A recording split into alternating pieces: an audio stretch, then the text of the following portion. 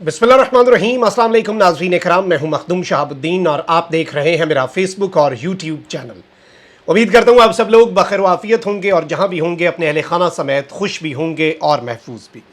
नाज़रीन इकराम, इस वक्त नून लीग पीपल्स पार्टी और ताकतवरों के दरमियान एक जंग छिड़ चुकी है। इमरान खान साहब के लिए अहम तरीन खबर और अटक जेल में बैठा कैदी नंबर 804 इन पूरी डेवलपमेंट्स को बड़े गौर से ऑब्जर्व कर रहा होगा और इमरान खान को अब कुछ करने की ज़रूरत नहीं है। अब जो कुछ होगा खुद से होगा, जो कुछ करेंगे ये एक दूसरे के साथ करेंगे और इमरान खान को बस आराम से बैठना है और ये सब कुछ देखना है, क्योंकि अंदर खाते जो गेम है वो अब बहुत सख्त होती जा रही है। और इस सब के अंदर जो अहम तरीन डेवलपमेंट्स हैं जो आपके सामने रखनी है वो एक बहुत बड़े तूफान का पेश खेमा साबित हो सकती हैं। और इवन पीपल्स पार्टी जो है उसके लिए इतनी बड़ी खबर कि आप जिस तरह का क्रैकडाउन अभी पाकिस्तान तहरीक इंसाफ के हवाले से देख रहे हैं, उसी तर्ज पर क्रैकडाउन जो है वो किस तरह से पीपल्स पार्टी पर होने वाला है। मेरे पास बहुत एक्सक्लूसिव खबर है और इन पर पाकिस्तान की ज़मीन तंग कर दी जाएगी आइंदा आने वाले दिनों के अंदर। और इसके साथ ही साथ इसीलिए इमरान खान के ये हम आवाज़ बनने के लिए भी पर तोल रहे हैं, क्योंकि अवाम तो इमरान खान के साथ है ना। इन्हें तो इनके साथ होना ये है और हो चुका है कि ना खुदा ही मिला ना विसाले सनम, ना इधर के रहे ना उधर के रहे। ये पीडीएम का टोला साहब का जो एक मिक्स अचार था, इसमें जितनी जमातें थीं ना इन्हें अवामी मकबूलियत ना ही अवाम की अदालत में सुरखरू ठहरे, और बड़े घर जहाँ पर इन्हें था कि चलो मकबूलियत ना सही कबूलियत तो है हमारे पास, तो वो कबूलियत भी उल्टा इनके गले पड़ने वाली है। और वो इनके साथ जो करने लगे हैं वो बड़ा दिलचस्प है। कुछ और बड़ी डेवलपमेंट्स भी हैं, 8-10 बड़ी खबरें हैं और किस तरह से इस वक्त भी इमरान खान को वापस लाने की बातें हो रही हैं और ये कंसर्न्स लंदन में बैठे नवाज शरीफ साहब को भी हैं। अच्छा, सबसे पहले मैं आपको ये बता दूं कि इस वक्त मुल्क के अंदर जो महंगाई का तूफान है उसने सर उठाया हुआ है और निगरान हुकूमत तो अभी आई है लेकिन सर मुंडवाते ही ओले तो पड़ गए और ये अवाम के अंदर एक लावा है। और ये देखें कि मैं आपको फिर से बता दूं, ये जो बिजली के बिलों के हवाले से और दीगर एहतजाज हो रहे हैं और ये सब, ऑल्दो इसके ऊपर भारी बिलों के मामले पर निगरान वज़ीर आज़म ने नोटिस ले लिया है, कल इजलास भी बुला लिया है, अवाम खुद से सड़कों पर आए हैं। लेकिन एक चीज़ याद रखिएगा, इस वक्त जो लोग सड़कों पर आ रहे हैं और इवन आप देखें कि वो क्या मरहला होगा, मैं उन चीज़ों में नहीं जाना चाह रहा, वो इतनी तकलीफ दे डिटेल्स हैं कि खुद सूजियाँ कर रहे हैं, खुदकुशियाँ कर रहे हैं बिजली के बिलों की वजह से। भाई रियासत होगी माँ के जैसी, हर शहरी से प्यार करेगी, भाई ऐसे तो नहीं होता। ये तो हमने इससे पहले कभी नहीं देखा था। लोगों की बेबसी, लोग भरे पड़े हैं, किसी को सड़क पे रोक के कोई बंदा पूछता है ना जर्नलिस्ट के भाई क्या हालात है, वो धाड़े मार मार के रोता है। वो अंदर ही अंदर ऐसा हाल बन चुका है और ये लावा है। और खुदारा मैं ये हाथ जोड़ के फैसला साजों से ये दरख्वास्त कर रहा हूँ कि इस अवाम को आप लीडरलेस ना करें। ये लीडर के बगैर इनकी जो ये अंदर फ्रस्ट्रेशन है ये चैनलाइज नहीं होगी, ये बल्कि अपने आप अंदाज़ा भी नहीं कर सकते किस तरफ। और अवाम इनकलाब लाना चाहती है। मैं एक औरत का इंटरव्यू देख रहा था, वो कहती है कि हम सबको जेलों में डाल दो, हम सबको खान के साथ अंदर जेलों में डाल दो, हमारे बच्चों को, हमारे बड़ों को, हमें, और हमें कम से कम बिजली के बिल की टेंशन तो नहीं होगी, खाना तो मिलेगा, हम खान के साथ हैं, हम खान के साथ जेलों में जाने के लिए तैयार हैं। लोग तो इस तरह, तो लोग रेवोल्यूशन चाहते हैं बट आप उन्हें रेवोल्यूशन बाय बैलेट लाने नहीं देना चाह रहे।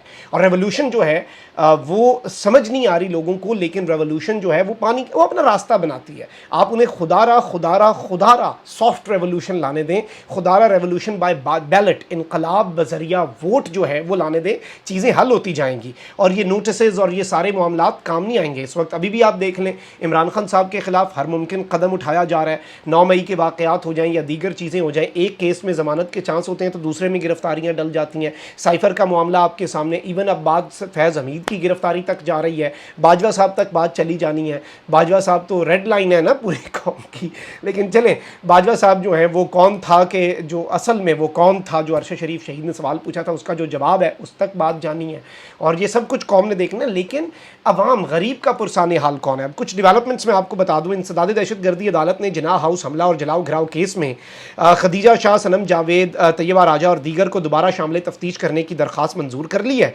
और तफ्तीशी अफसर इंसदाद दहशतगर्दी अदालत में मजीद तहकीकात तफसीलात के लिए उसने दरख्वास्त दायर की और मौक़िफ़ इख्तियार किया कि मुकदमे में बगावत, जंग छेड़ने और फसाद की दफ़ात जो हैं वो शामिल करें। तफ्तीशी अफसर का कहना था कि मुलजिमा खदीजा शाह और दीगर मुलजिमान जुडिशल रिमांड पर जेल में हैं, लिहाजा तफ्तीश की इजाज़त दी जाए। अदालत ने खदीजा शाह, सनम जावेद और दीगर को से तफ्तीश करने की भी इजाज़त दे दी है।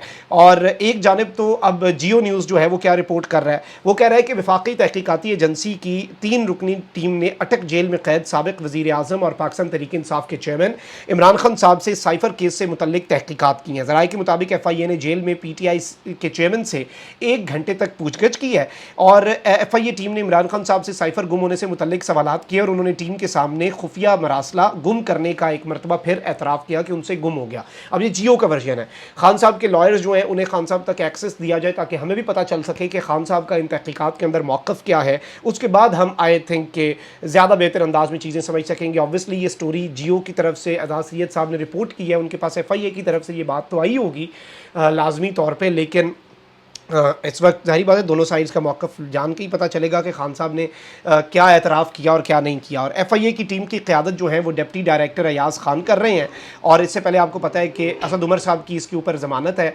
इमरान खान साहब इस केस में अरेस्टेड हैं, सज़ा भी काट रहे हैं और साइफर केस के अंदर भी 2 ही केसेस हैं ना मेन। शाह महमूद कुरैशी साहब का 4 रोज़ा रिमांड, 7 रोज़ा रिमांड हो चुका है, ये सब कुछ है। अच्छा भाई, दूसरी जानिब एक तरफ तो ये खबर भी आई है कि पाकिस्तान तहरीक इंसाफ जो है उसके अंदर से अब आपको पता है कि बहुत से लोग जो है वो कोशिश कर रहे हैं कि ताकतवर हलकों के साथ मामलात तय हो जाएं। अब यहाँ पर एक नैरेटिव बनाया जाता है कि आर्मी चीफ जो हैं जनरल आसिम मुनीर साहब, जब वो उन्होंने ओहदा संभाला तो इमरान खान साहब ने उनसे रब्ते की कोशिश की, बट वो इमरान खान साहब से कोई जवाब देने के लिए, कोई रब्ता करने के लिए, कोई इस तरह के मामलात करने के लिए तैयार नहीं थे। अलबत्ता अब आप ये देखें कि सीनियर साफ़ी हैं जी कामरान यूसुफ साहब और काफ़ी वेल अवेयर हैं और डिफेंस मैटर्स के ऊपर भी, तो उन्होंने अब एक और क्लेम किया और ये क्लेम जो है ऑल्दो ये इमरान खान साहब के थोड़ा सा खिलाफ जाता है, लेकिन इसमें जो असल नुक्ता है इससे पहले होने वाले जो क्लेम्स थे ना कि फ़ौज ने हमेशा से इमरान खान साहब के लिए दरवाजे बंद कर दिए, झंडी करा दी और इमरान खान साहब ने रब्तों की कोशिश की जनरल आसिम मुनीर साहब से, लेकिन उन्होंने नहीं किया, आगे से जवाब दे दिया उन्होंने कि जी शहबाज शरीफ साहब से बात करें, ये करें, वो करें, वज़ीर आज़म का मामला है। और इस तरह का नैरेटिव बनाया जाता था कि PTI के लिए दरवाजे उन्होंने बंद कर दिए हुए और कोई गुफ्तगू नहीं हुई। तो इन्होंने कम से कम उस नैरेटिव की नफ़ी की है। ये कह रहे हैं कि आर्मी चीफ ने जब ओहदा संभाला तो सदर आरिफ अलवी के जरिए इमरान खान को पैगाम भिजवाया जिसे इमरान खान ने मानने से इनकार कर दिया। आज मामलात इस हद तक चले गए हैं कि जब तक जनरल आसिम मुनीर हैं, इमरान खान की इस्टेब्लिशमेंट के साथ मफाहमत नामुमकिनात में से है। ऑल्दो इससे एक चीज़ कन्फर्म हो गई कि उस तरफ से भी कोशिश की गई और खान साहब को कोई पैगाम भेजा गया। अब पाकिस्तान तहरीक इंसाफ की तरफ से भी कोशिश की जा रही है और वही बात है, मैं इस्टेब्लिशमेंट के साथ इमरान खान साहब के ताल्लुकात पर हमेशा कहता हूँ कि अदावतें थी, तकाफुल था, रंजिशें थी, मगर बिछड़ने वाले में सब कुछ था, बेवफाई न थी।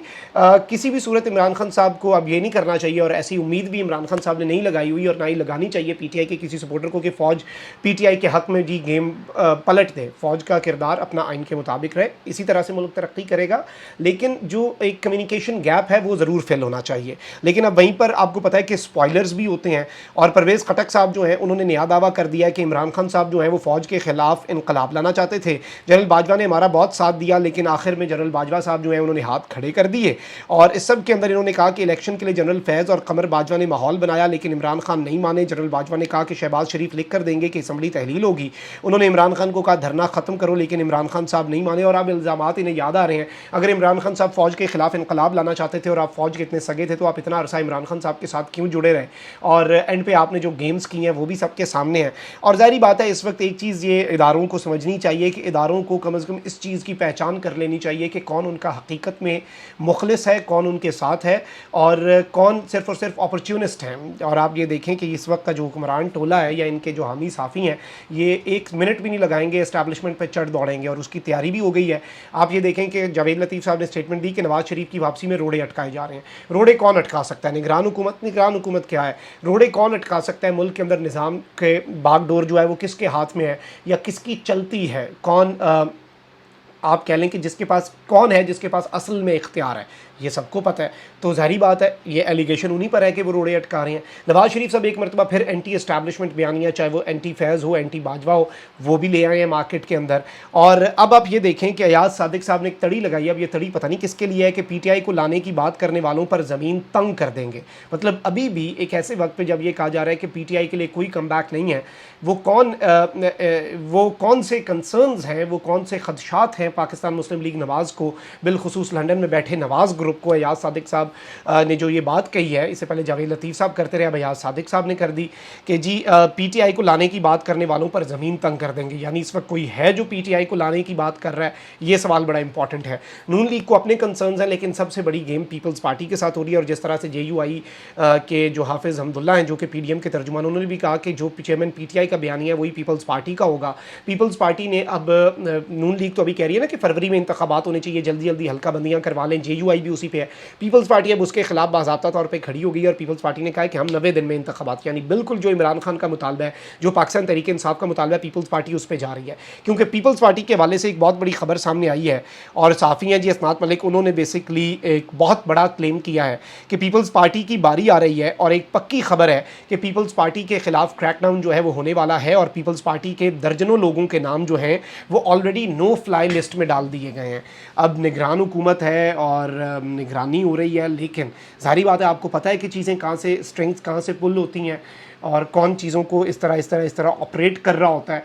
तो पीपल्स पार्टी के ऊपर एक पूरा क्रैकडाउन, और मैंने आपको इससे पहले भी बताया था कि एक बहुत बड़ा क्रैकडाउन जो कि सिर्फ पीपल्स पार्टी तक महदूद नहीं रहना। और पीपल्स पार्टी को जब ये रियलाइज़ हुआ तो अब वो चीखें मार रहे हैं। अब वो कह रहे हैं कि जी जो कानून साजी हमसे करवाई गई, भाई किसने करवाई, आप हमें काके हैं?